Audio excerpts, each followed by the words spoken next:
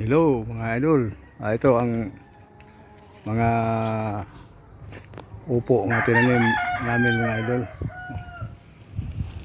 Dami ito.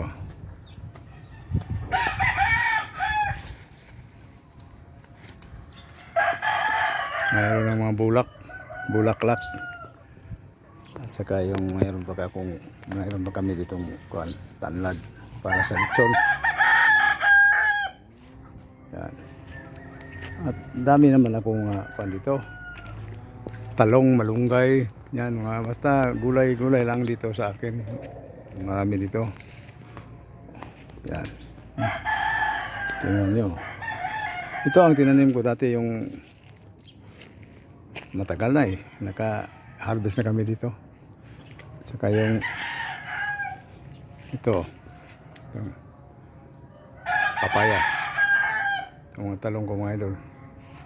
At saka yung mga idol, kung kayo tamad na magtanim, kahit malunggay, tamad kayo magtanim, hindi kayo magtanim kasi tamad kayo, walang problema na mayroon na bagong uso ngayon. Ito ang ko. Tinapon ko lang ito mga idol. Yan. Kung tamad kayo magtanim ng malunggay, ganito lang, parang ipahiga lang yun sa lupa. Yan ang bagong uso ngayon sa mga tamad. Yan. Sigurado yan. Kayo dyan, harvest. Kung tamarin kayong maghukay, ganyan lang mayroon akong ginuan dito. Dami akong nilagay na dito. Parang tamad na ako pag hukay. Yan ganyan lang mga idol, mo lang dito, pahiga sa lupa. Yan. Tingnan mo, mayroon ng dahon. Yan ang pinakadabis na matamad ka magtanim. Mo lang. Yan. Pahiga lang, parang hindi ka na maghukay. Tapos abutan ng mga isang buwan na yan, mayroon na yung siguro makakuha na ng kaani na kayo. Saka tingnan yung mga talong ko. Yan.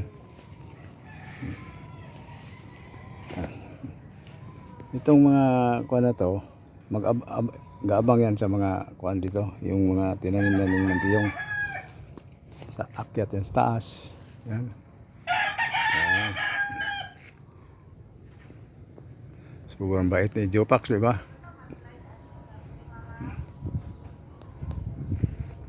Huwag kayo magtamad-tamad. Tanim lang.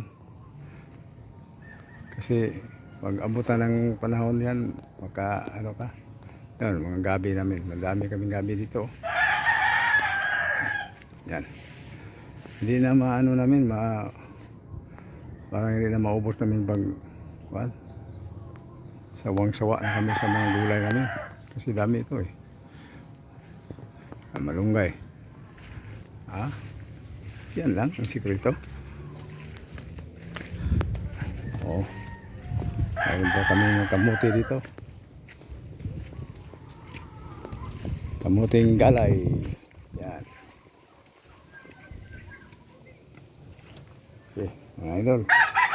Basta ganyan lang ang ituro ko sa inyo. Ganun lang ang nyo gawain. Salamat. Happy New Year mga lods, mga idol dyan. Salamat.